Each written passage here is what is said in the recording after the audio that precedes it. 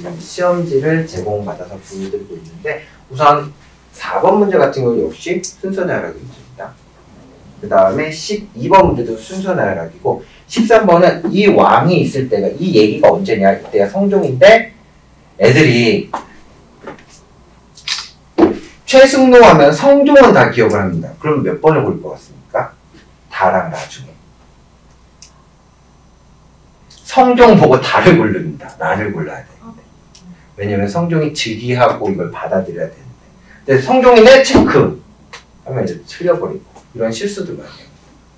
그러니까 역시 이것도 역시 여기서 찾는 거니까 또 여기 다 지금 순서 나열하는 문제 그 다음에 이러한 일이 발생한 문제 이런 식으로 나올 때는 점수가 아까 67점 평균이 그랬던 건데 이 순서 나열하기가 많으면 편차가 더 커질 수밖에 없습니다. 확실히 잘하는 애들은 이런 분위기가 챙기니까 이런 거는 순서 나열하기는 방법이 개인이 스스로 좀 정리를 해줘야 됩니다. 시험점에 정리하는 것을 눈에 좀 익혀서 하는 게 낫지 이거를 달달달 외우는 건 힘들기 때문에 시험 전에 조금씩 정리를 해줘서 순서 나열을 본인이 순서 사건의 순서 같은 경우는 조금 이렇게 준비를 해놓는 게 훨씬 더 좋습니다. 일단 이제 서술형 문제 서술형인데 서술형 보고 조금 놀랐는데 잘 안 보니까 제가 그냥 말로 드리겠습니다. 이 문제가 지금 대광형, 쌍기, 변화련 이 세 명이 우리나라에 들어왔는데 이 사람들이 어떤 일을 했느냐 뭐 이런 거를 문장으로 만들어야 되는 즉 서술 능력을 얼마나 있고 이 사람이 한 업적이 반드시 그러니까 중요 단어 하나 꼭 들어가야 되는 겁니다. 예를 들면 대광형 발해의 왕자로서 유의민을 이끌고 고려에 들어왔다. 여기서 말하는 건 발해 왕자 유의민 이 두 개 단어 꼭 들어가야 되고 쌍기 같은 경우는 후주에서 온 중국인으로서 귀한 사람으로서 우리나라 과거제를 건의했다. 이런 단어 꼭 들어가 점수가 들어갑니다. 이게 지금 각 하나당 4점씩 12점이고 그 밑에는 이거는 이제 이게 고려 문제고 이게 이제 조선 문제입니다. 조선 문제. 중앙행정기구 3사 이거는 근데 누구나 나올 것 같은 문제이긴 한데 3사의 기구를 쓰고 공통적으로 담당하는 기능을 쓰고 그 다음에 정약용이 이 3사에 대해 비판 내용까지 요건 뒤에 나옵니다. 뒤에 정말 조그만하게 생각하기 그런 걸로 나오는 문제 그거를 이제 합쳐가지고 이렇게 해서 총 10점 문제가 나왔고 마지막은 이제 조광조의 주장인데 조광조 그 글씨가 깨져갖고 지금 조광조의 정책 3가지 요거 같은 경우도 이제 문장으로 표현하는 3가지 그래서 부분 점수를 하나당 4점씩 주겠다. 이렇게 12점. 그래서 여기에서 이제 하나만 이제 잘못 써도 점수가 크게 떨어지고 아무래도 서술형을 준비를 안 하면 안 되는 학교입니다.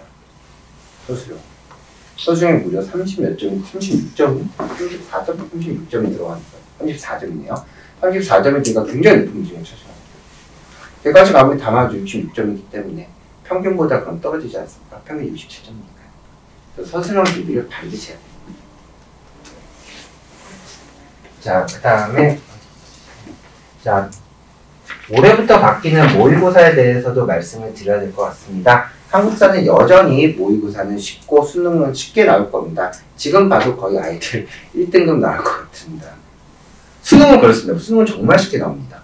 이제 한국사, 이제 통합사의 모의고사가 이제 문제인데, 교육부에서 발표한 거랑 실제 이게 어떻게 나올 거냐, 이 고민이 되게 큰데, 지금 저희 통합사는 절대평가로 진행이 됩니다. 저희 절대평가 진행되는 과목이, 수능 중에 한국사와 영어가 절대평가인데, 이게 통합사회랑 통합과학이 절대평가가 될 겁니다.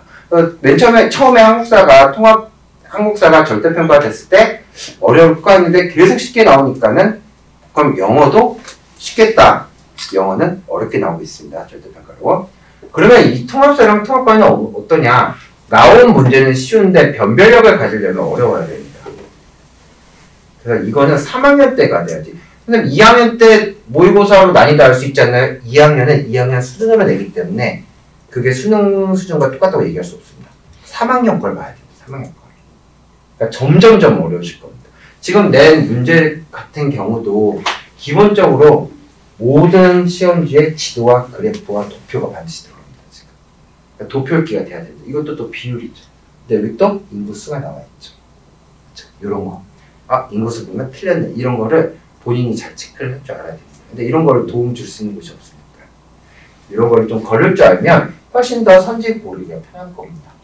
아무래도 이제 통합형이기 때문에 지금 여기 들어가 있는 과목은 어머니들, 자, 지금 이 도시화랑 관련됐고 여러 나라들이 나와 있고, 그 다음에 기후, 뭐 도시인구 증가를 나와 있고, GDP, 경제적인 내용도 나와 있기 때문에 지금 같은 경우는 사회문화, 세계사, 경제, 세계지 이렇게 4개 과목이 이 한 문제에 포함되어 있는 겁니다. 저희 어머니 사회가 혹시 몇 과목인지 아십니까? 이렇게 나눠지면 혹시 아시는 분들 계십니까? 사회는 총 9과목으로 찢어집니다. 그 9과목 중에 3과목에서 5과목까지 막 합쳐져서 이제 문제가 나오는 겁니다. 그러니까 전반적으로 두루 많은 지식과 그 다음에 이제 이게 살펴볼 수 있는 통찰력 이런 게 좀 필요한 그런 모의고사가 될 것 같습니다. 특히 지도나 자료 분석이 제일 중요합니다. 자, 그럼 내신 대비는 어떻게 할 거냐? 자, 제가 시험지를 딱 보고 느낀 게, 아, 이 선생님은 지리전공보다 윤리 선생님이 되게 세구나. 그래서 제가 아까 학생, 동명여고 3학년 학생한테 물어봤습니다. 혹시 니네 학교쌤, 그 사회쌤은 윤리전공이냐, 윤리전공 그쪽이 맞다고 얘기를 하는데, 선생님들 딱 보면 문제가 어렵다 그러면 자기 전공 쪽이 많습니다. 그래서 그 3년 전 시험지부터 봐서, 이분은 지리전공인가 보다, 이분은 경제전공인가 보다 알고, 그런 문제는 절대 시중 문제집에서 절대 문제를 풀 수 없고, 뭐 조포닷컴 이런 거서 풀 수 없고, 무조건 수능 문제를 들고 와서 풀어야 됩니다. 그걸로 연습해야 됩니다. 일반 난이도로 풀었다가는 그런 데서 배점 차이가 크기 때문에, 또 고등학교는 점수가 점 단위로 등급이 나눠지기 때문에 그런 걸 대비하려면 선생님마다 어떤 스타일인지 알고 전공을 보고 그 단원에 이 쌤이 난이도를 어떻게 내겠구나 미리 예상하고 거기에 맞게 맞는 문제를 풀고 3년 기출문제 같은 걸 통해서 그 학교만이 갖고 있는 여러 스타일이나 경쟁을 정말 어렵게 내는구나. 아, 이건 경제전공이라 그렇구나. 그러면 이제 고3 경제 교과서에 있는 문제를 갖다 풀어야 됩니다. 그렇게 어렵지 않습니다. 방법 말고. 근데 아이들이 점수가 낮은 게 저 쌤이 저런 문제 낼 줄 몰랐으니까. 대비를 못했으니까 못하는 거지. 안 해봐서 못하는 거지 못해서 못하는 게 아닙니다. 자, 그 다음 필수 개별, 아까도 얘기했던 도표, 지도, 그래프 이런 읽는 법을 좀 아이들한테 숙지를 시켜야지만 이런 거에 좀 어려워하는 학생들에게 충분히 연습해서 그래야지 고득점을 할 수 있기 때문에 그렇습니다.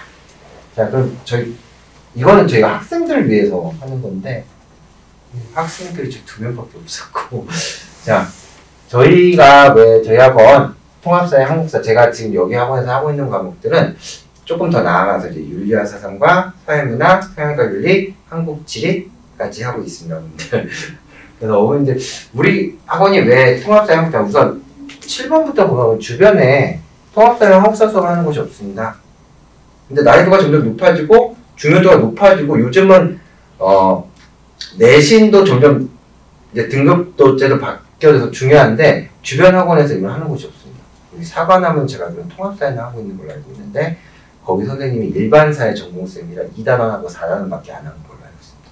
이건 방학 특강도 딱 2단원, 4단원만 했기 때문에 저희는 지금 책을 처음부터 끝까지 방학도 한 번 뺐습니다. 전학년이 다. 2달 동안 책강만 다 뺐어요. 그치?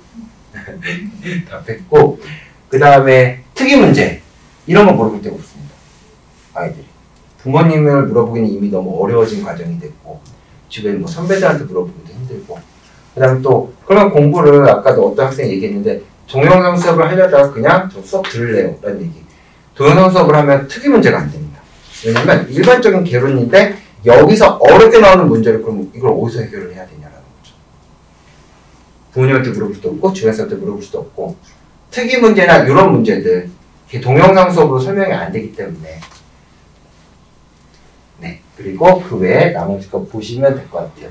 특히 요거는 지도나 도표를 잘 본 애들은 베트남 어디에서 그런 지도 바로 찾을 수 있다. 이건 시험에 꼭 나오는 나라들입니다. 이 2개 나라. 왜냐면 베트남은 카르스트 지형, 화산 지형, 카르스트 지형이기 때문에 나오고 아이슬란드는 화산 지형이기 때문에 나옵니다. 애들 어딘지 알아? 그러면 애들 잘 모르더라고요. 반드시 알고 가야지 시험에 볼 수 있습니다.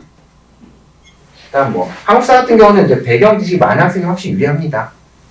어머님들 혹시 집에 가서 우리 애가 한국사를 잘하나 궁금하면 혹시 3.1운동 몇 년이니? 한번 물어봐 주십시오. 그래서 이건 저 외울 때 어떻게 하냐? 3.1운동 할 때 아이고 3.1운동 아이고 1919 3.1운동 이렇게 외우시면 좋습니다.